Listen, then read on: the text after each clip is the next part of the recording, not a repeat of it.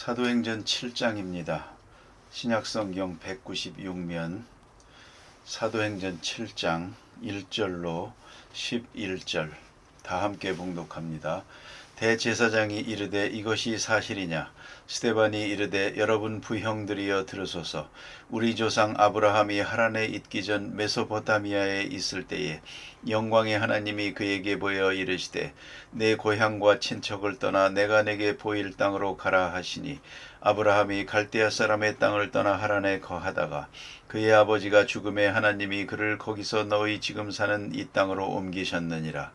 그러나 여기서 발붙일 만한 땅도 유업으로 주지 아니하시고 다만 이 땅을 아직 자식도 없는 그와 그의 후손에게 소유로 주신다고 약속하셨으며 하나님이 또 이같이 말씀하시되 그 후손이 다른 땅에서 나그네가 되리니 그 땅 사람들이 종으로 삼아 400년 동안을 괴롭게 하리라 하시고 또 이르시되 종 삼는 나라를 내가 심판하리니 그 후에 그들이 나와서 이곳에서 나를 섬기리라 하시고 할례의 언약을 아브라함에게 주셨더니 그가 이삭을 낳아 여드렛 만에 할례를 행하고 이삭이 야곱을 야곱이 우리 12조상을 낳으니라. 여러 조상이 요셉을 시기하여 애굽에 팔았더니 하나님이 그와 함께 계셔 그 모든 환난에서 건져내사 애굽 왕 바로 앞에서 은총과 지혜를 주시매 바로가 그를 애굽과 자기 온 집의 통치자로 세웠느니라. 그때 애굽과 가나안 온 땅에 흉년이 들어 큰 환난이 있을세 우리 조상들이 양식이 없는지라. 아멘. 여기까지 보겠습니다. 지난 시간 우리가 본 말씀 한 절 제가 볼 테니 듣기만 하십시오. 6장 맨 끝절을 봅니다. 6장 15절 공회 중에 앉은 사람들이 다 스데반을 주목하여 보니 그 얼굴이 천사의 얼굴 같더라. 이것은 참 놀라운 말씀입니다. 사실 생각해 봐야 합니다. 지금 제사장 가야바와 공회 회원들은 스데반을 죽이려고 하고 있습니다. 거짓 증인들을 세워가면서 죽이려고 합니다. 그 옛날 바로 이 자리에서 예수님을 재판하고 빌라도에 넘겨 십자가에 못 박았던 바로 그 공회입니다. 사내들인 공회, 이 재판정이 섰습니다. 그야말로 생사기로에 섰습니다. 그리고 저들은 스데반을 죽일 생각으로 노려보고 있습니다. 살기등등하게.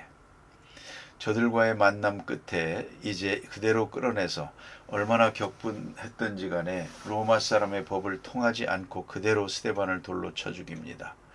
이건 중요한 의미가 있습니다. 로마의 법은 절대로 사형 집행은 유대 사람들끼리는 못하게 되어 있습니다. 어떤 일이라도. 일단 저들이 재판한 것을 다시 빌라도가 재판을 하고 거기서 사형에 처할 사람이라고 할 때에 비로소 로마 사람이 이것을 집행하게 되어 있는 것이지 유대 사람은 어떤 죄인이라도 집행을 해서는 안 됩니다. 그런 법입니다. 그 말은 무엇을 의미하는고 하니 지금 가야바와 제사장의 무리들이 스데반을 향해서 이를 갑니다. 격분하고 분노하고 그 분노가 터져서 어디까지 갔는고 하니 이건 너 죽고 나 살자가 아닙니다. 너 죽고 나 죽자 이겁니다. 스데반을 죽임으로 해서 그 다음에 오는 로마 사람으로부터의 어떤 형벌이 있더라도 다 받을 각오입니다. 다 상관없다. 너 죽고 나 죽자. 뭐 그런 마음입니다. 그만큼 저들은 격분했습니다. 바로 그런 마음, 그런 눈으로 지금 스데반을 노려보고 있습니다. 그런데 스데반의 얼굴은 천사의 얼굴과 같았다. 이 현장을 잘 생각해 보십시오. 우리는 때때로 그저 칭찬받으면 칭찬하고 고맙다고 하면 고맙다고 그러고 뭐 그렇게 대응을 합니다. 하나 미움받으며 사랑하고 핍박받으며 기도하고 이건 어려운 것이죠. 이것도 어렵지만 더 어려운 것은 내 마음가짐입니다. 저 사람이 나를 미워합니다. 그걸 알면서도 반갑게 대합니다. 저 사람이 돌아다니면서 못된 말 하는 걸 다 압니다. 그래도 만나면 반갑습니다 하고 악수를 청합니다. 이건 연출이 아닙니다. 마음에서부터 우러나는 것입니다. 그들을 불쌍히 여기는 마음입니다. 그러나 그보다 더 중요한 것은 내 자신의 마인드 컨트롤입니다. 저 사람이 아무리 나를 미워해도 나는 미워하지 않습니다. 미워하는 사람이 되고 싶지 않습니다. 내 마음이 어두운 그림자를 짓지 않습니다. 세상이 거꾸로 가든 바로 가든 내 마음은 고요합니다. 어떤 형편이든지 조용하게 내 마음은 평안합니다. 그래서 시편에 보면 하나님께서 사랑하시는 자에게 잠을 주시는도다. 소극적이지만 아주 중요한 말씀입니다. 하나님이 사랑하는 사람은 피란을 가도 잠을 잡니다. 풍랑 속에서도 잠을 잡니다. 평안합니다. 예수님 풍랑 일어날 때 모두가 죽는다고 난리를 쳐도 예수님은 고물에서 평안히 주무십니다. 그 평안함, 고요함 얼마나 참 중요합니까? 오늘도 우리가 하나님 앞에 기도합니다. 그 기도의 응답이 바로 여기에 있습니다. 우리가 상대방을 변화시키지 못합니다. 또 변화되어야 하는 것도 아닌가 봅니다.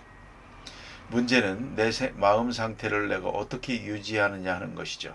세상은 아무리 이렇게 들끓어도 고요합니다. 나를 향해서 당장 죽이겠다고 돌을 던지려고 하지만 스데반은 하늘을 우러러보며 마음이 평안했습니다. 그래서 오늘 공회 앞에선 이 스데반의 얼굴은 천사의 얼굴과 같더라. 그리고 그는 여기서 1장 설교를 합니다. 이것이 사도행전 7장 전장에 걸쳐서 기록되고 있고요. 끝에 가서 그는 돌에 맞아 죽습니다. 7장 전체가 순교입니다. 자, 그런데 이렇게 순교를 앞에 놓고 죽을 각오를 하고 자기를 죽이려는 사람들을 상대해서 지금 설교를 합니다. 참 굉장한 설교가 아닙니까? 그야말로 영감이 있고 권세가 있고 능력이 있는 설교입니다. 한마디 한마디가 유언적이라고 볼 수 있습니다. 이것이 바로 그리스도의 사람이요 하나님의 사람의 얼굴입니다. 참 중요한 모델입니다. 차분하게 논리적으로 설교를 합니다. 설교 맨 처음을 보세요. 대제사장의 말대로 이것이 사실이냐 할 때에 스데반이 입을 열어 말합니다. 부형들이여 들으소서 하고 맨 처음에 우리 조상 아브라함이 그럽니다. 저들은 아브라함을 존경합니다. 아브라함을 믿음의 조상으로 생각합니다. 아브라함에 대해서 저들은 높은 긍지를 가지고 있습니다. 그러니까 저들이 이미 알고 있는 조상에 대해서 말합니다. 오늘 본문의 이 말씀은 신학적으로 정리하면 이런 말입니다. Christianized Old Testament. 이렇게 말합니다. 무슨 말인고 하니 구약을 신학화하는 것입니다. 신약화. 구약의 역사를 신약의 관점에서 보는 것입니다. 예수 그리스도의 관점에서 예수를 중심해서 구약을 보는 그런 시각을 말합니다. 이렇게 보면 스데반의 신학적 논리는 대단히 중요한 것이고요. 여기서 사도 바울의 신학이 나옵니다. 그런고 스데반은 죽었으나 스데반의 신학은 바울에게서 이어졌다 말합니다. 스데반은 죽었으나 짧은 시간에 바울을 제자로 삼았다. 그렇게 신학적으로 해석을 합니다. 이제 구약을 들어서 말할 때에 아브라함을 말합니다. 여러분 이걸 아셔야 됩니다. 담대함이란 소리 지르는 데 있는 게 아닙니다. 완력이 있는 것도 아니요. 고함 질러봐야. 사실 고함 지를 때가 제일 약한 때죠. 그 마음이 제일 약할 때입니다. 가장 큰 담력은 소리가 없습니다. 그리고 평안합니다. 가장 큰 위대한 힘은 바로 여기에 있습니다. 천사의 얼굴을 하고 조용하게 하나님의 말씀을 전합니다. 듣든지 아니 듣든지 해야 될 말을 합니다. 바르게 전합니다. 그래서 아브라함으로부터 얘기합니다. 맥락을 자세히 보면 무슨 말인고 하니 아브라함도 예수 믿었다 하는 뜻입니다. 오늘 본문의 내용은 우리가 가진 믿음은 바로 아브라함으로부터 온 믿음입니다. 이제 나가다가 그는 설명합니다. 모세도 예수 믿었다는 겁니다. 담대하게 그렇게 말합니다. 이러한 구약을 신약적 차원에서 보는 그 시각이 스데반으로부터 시작하는데요. 대단히 중요한 의미가 있는 것입니다. 그래서 하나님께서 아브라함에게 아브라함을 선택했습니다. 선택적 교리. 아브라함을 부르십니다. 그 소명, 그 속에 기독교 교리의 근본이 있는 것입니다. 하나님께서 아브라함을 부르듯이 우리를 부르고 있다 하는 말씀이죠. 부르면서 약속의 땅을 지시합니다. 내게 보일 땅으로 가라. 믿음이란 뭡니까? 현장에서 옮겨야 됩니다. 약속의 땅을 바라보고 현장을 떠나는 것이 바로 믿음입니다. 보세요. 지금 가야바 대제사장 바리새교인들이 약속의 땅을 바라보는 사람들입니다. 그러나 저들은 고정관념에서 떠나지 못합니다. 그 현장을 떠나지 못함으로 예수를 영접하지 못하는 것입니다. 오늘도 그런 사람들 많습니다. 예수는 믿습니다. 교회 생활을 하고 봉사도 합니다. 그러나 이 생활 양식에서 떠나지 못하고 있습니다. 고향을 떠나지 못했습니다. 그래서 항상 거기서 맴도는 것입니다. 오늘 하나님께서 말씀하십니다. 지시할 땅으로 가라. 뿐만 아니라 갈 바를 아지 못하고 갔습니다. 또 중요한 게 있습니다. 발붙일 만큼도 땅을 유업으로 주지 않았습니다. 오직 신령한 세계에 대한 믿음만 가지고 떠나도록 했습니다. 그 땅은 나그네입니다. 땅에 너무 집착하면 바른 신앙을 가질 수가 없습니다. 생활할 수가 없습니다. 열심히 믿고 애쓰면서도 이 세상에 대해 너무 집착하고 있습니다. 이건 지나가는 것입니다. 그렇게 오래 있을 곳이 못 됩니다. 원로 목사님의 말씀입니다. 간단한 일이지만 저는 깊이 충격받은 일이 있습니다. 63년도 아주 옛날이죠. 제가 미국의 어느 시골 방문했는데 자기 집을 짓는다고 가보자고 그러더라고요. 그러니까 나무 숲 사이에 터를 잡아가지고 거기다가 집을 짓는데 기초공사를 해 놓았더라고요. 그래서 집을 언제 짓느냐고 했더니 한 사람은 기초공사하고 가고 그 다음 사람은 기둥만 세우고 그 다음 사람은 지붕만 만들고 가고 그 다음부터는 부부간에 한답니다. 일주일에 한 번씩 나가서 자기들이 직접 지을 거랍니다. 그렇게 요만하게 짓습니다. 그 다음에 제게 준 말이 중요합니다. 이 집은 최고로 40년 동안만 서 있으면 됩니다. 그 이상은 필요가 없습니다. 그래서 40년 후에는 무너지도록 짓는다고 그럽니다. 아주 날림집으로 짓습니다. 기초만 해놓고 기둥 가느다랗게 해놓고 양쪽에 합판을 붙여버립니다. 가운데다가 단열재를 넣고 페인트 칠하는 겁니다.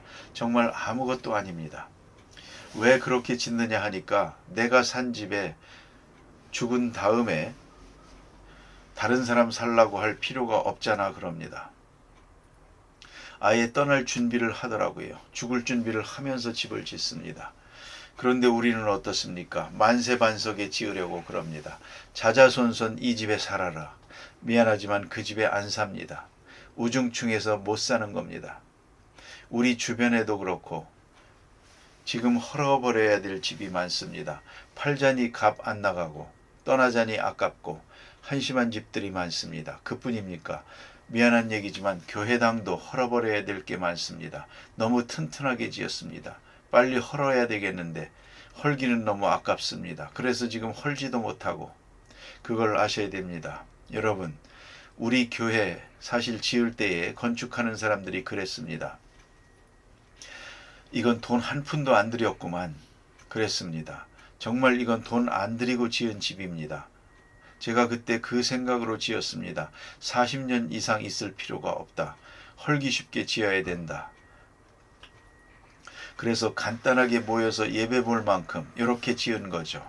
뭐 바벨탑을 쌓듯이 요란하게 그럴 거 없지 않습니까? 삼태기처럼 이렇게, 삼태기가 뭔지 아시죠? 삼태기 엎어놓은 것 같이 지었단 말입니다. 좌우간 내부만 생각한 것입니다. 외부는 생각하지 않았습니다. 내부만, 소리, 공명과 예배 분위기 이것만 맞춰서 지은 겁니다. 왜요? 우리의 거처는 임시거든요. 다 지나가는 것입니다. 그걸 잊지 말아야 합니다. 우리가 여기서 무슨 베드로 성당 지을 것도 아닙니다. 헐고 다시 지어야죠. 쉽게 헐어야죠. 그걸 요란하게 지어 놓으면 아깝지 않은가? 헐지 못하지 않는가? 헐지 못해서 문제인 교회 많고 집도 많습니다. 여러분 이걸 아셔야 됩니다. 나그네요. 고향을 떠나라. 친척과 형제를 이게 뭡니까? 냉정해야 됩니다. 고향 친척 이거 안 됩니다. 그런 분을 만나보았습니다. 피란을 나왔습니다. 일단 며칠 동안 위험한 고비를 넘어서 피란을 나왔는데 나와가지고 한 달 있다가 도로 들어갑니다. 형제들을 떠날 수 없다고 다시 들어가서 그 다음 얘기 들으니 죽었더랍니다.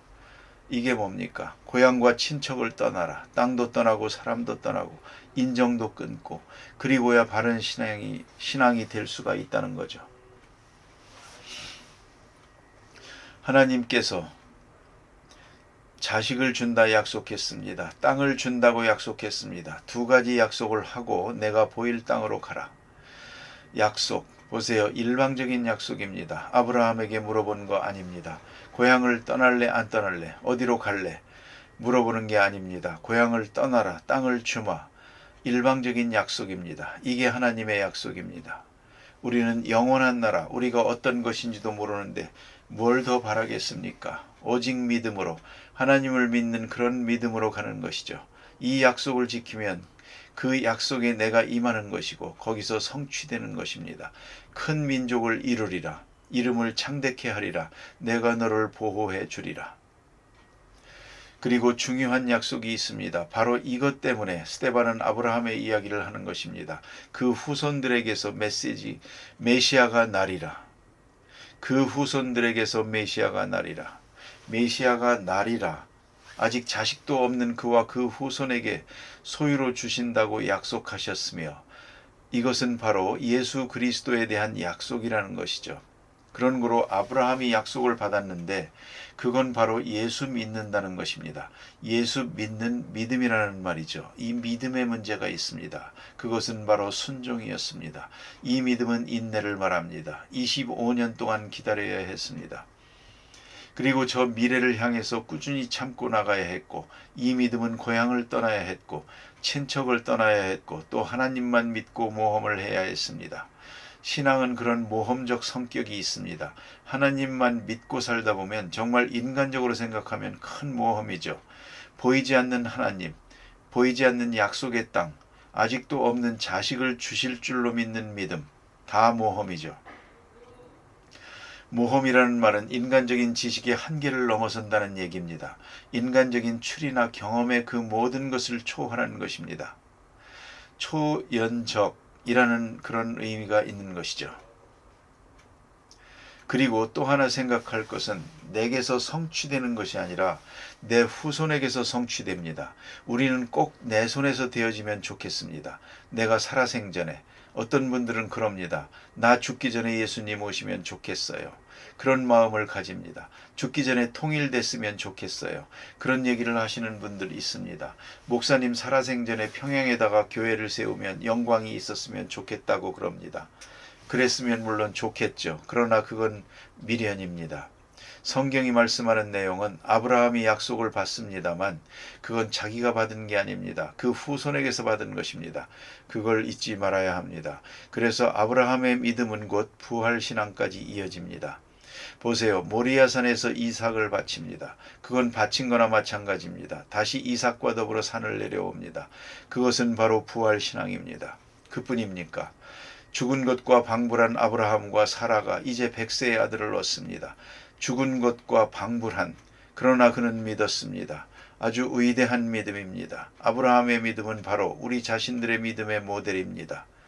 깊이 생각해야 합니다. 그래서 로마서 4장에 보면 아브라함의 믿음, 바로 그 믿음의 속성이 바로 우리 그리스도인의 믿음이라는 말입니다. 스데반이 여기에 착안을 하고 설교를 합니다. 그리고 그것을 사도 바울이 이어서 로마서 4장에서 아브라함을 들어 믿음을 설명합니다. 그런 면에서 스데반은 선구자입니다. 기도하십시다.